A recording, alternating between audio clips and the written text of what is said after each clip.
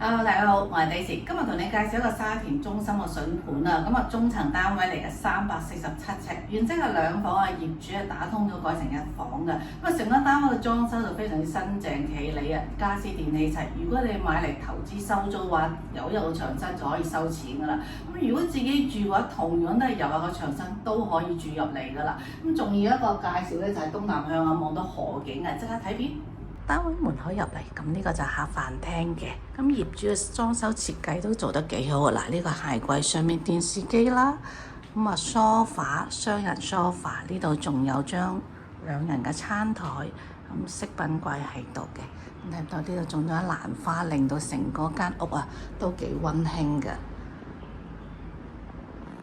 客廳嘅窗外景觀咧，可以望到遠處嘅城門河景啊！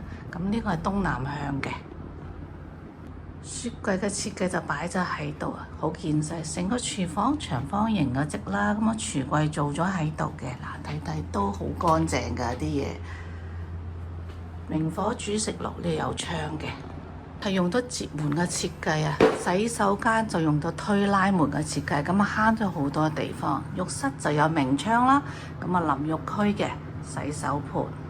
即係眼鏡房啊！即係業主將佢打通咗啊，因為當時咧呢個工人姐姐瞓嘅，咁有床啦，咁佢用咗一個衣櫃做咗一個間隔，咁呢邊因為個床再加咗到頂嘅衣櫃，窗都非常之光猛啊啲視線，嗱你睇望落去開闊嘅，最緊要如果你係想變翻2間房，好簡單啊！呢度砌翻個牆，開翻個門就得噶啦。你如果對呢度有興趣，即刻打我電話92070684，我係 Daisy，多謝。